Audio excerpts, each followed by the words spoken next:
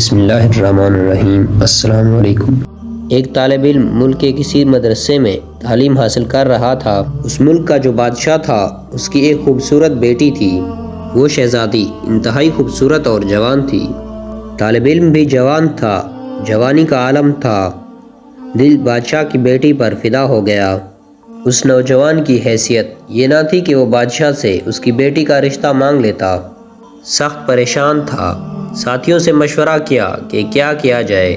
ساتھیوں نے سخت تنقید کا نشانہ بنا کر تمہارا دماغ خراب ہو گیا ہے، بادشاہ سلامت کو اگر آپ نے بتا دیا تو وہ تمہیں زندہ تیل میں ڈال دیں گے۔ وہ نوجوان بہت زیادہ پریشان ہوا، کچھ سمجھ میں نہیں آ رہا تھا۔ بالآخر اس نے فیصلہ کر لیا، بادشاہ کے دربار میں اپنی درخواست پیش کروں، پھر میری قسمت جلنا نصیب ہو یا بادشاہ کی بیٹی۔ اب وہ نوجوان بادشاہ کے پاس حاضر ہوا۔ بادشاہ نے آنے کی وجہ پوچھی تو نوجوان نے گھبراہٹ کے عالم میں اپنا قصہ سنا دیا۔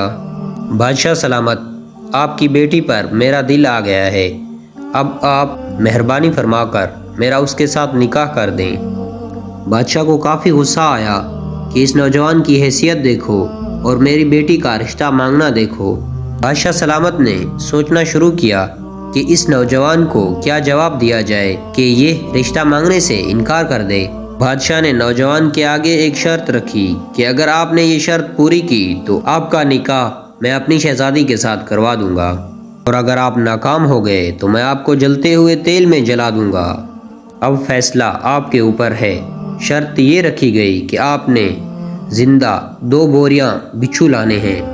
اگر تم کامیاب ہو گئے تو تمہارا نکاح کرا دیا جائے گا، اور اگر تم ناکام ہو گئے تو تمہیں جلتے ہوئے تیل میں ڈال دیا جائے گا۔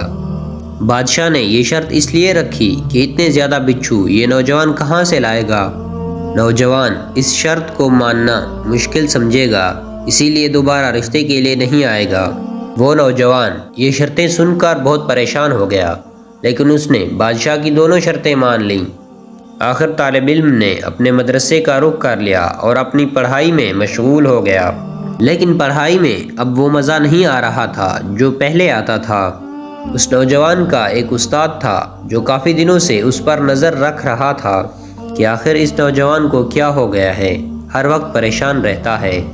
ایک دن استاد نے اس نوجوان کو اپنے پاس بلا کر پریشانی کی وجہ پوچھی۔ نوجوان نے پورا قصہ سنا دیا اور بادشاہ کی شرط سے آگاہ کر دیا۔ استاد نے نوجوان سے کہا، تم پریشان مت ہو، میں تمہیں بچھو جمع کرنے کا طریقہ بتا دوں گا۔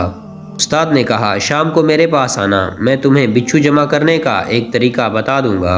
اب وہ نوجوان خوشی کے مارے شام ہونے کا انتظار کر رہا تھا۔ بالآخر شام ہو گئی اور طالب علم اپنے استاد کے پاس پہنچ گیا۔ استاد نے 2 بوریاں لانے کو کہا۔ نوجوان نے بوریاں لا کر استاد کے سامنے پیش کی تو استاد نے قبرستان میں ایک قبر کا بتا کر کہا، قبر میں سے ساری مٹی نکال لو اور آخر میں جب اینٹیں نظر آ جائیں تو ایک اینٹ ہٹا کر بوری کا منہ اس خلا پر رکھ لو۔ جب بوری بھر جائے تو اس بوری کا منہ کسی رسی کے ساتھ باندھ دو اور پھر دوسری بوری آگے کر دو۔ بوری بھر جانے کے بعد اس کا منہ بند کر دو۔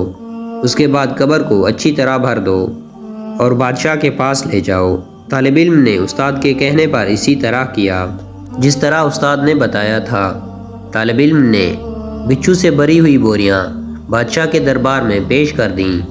بادشاہ بڑا حیران ہوا اور اپنے وعدے کے مطابق اپنی شہزادی طالب علم کے نکاح میں دے دی، اور طالب علم کو پاس بلا کر اس سے بچھو جمع کرنے کا پوچھا کہ اتنے زیادہ بچھو آپ نے کیسے جمع کر لیے۔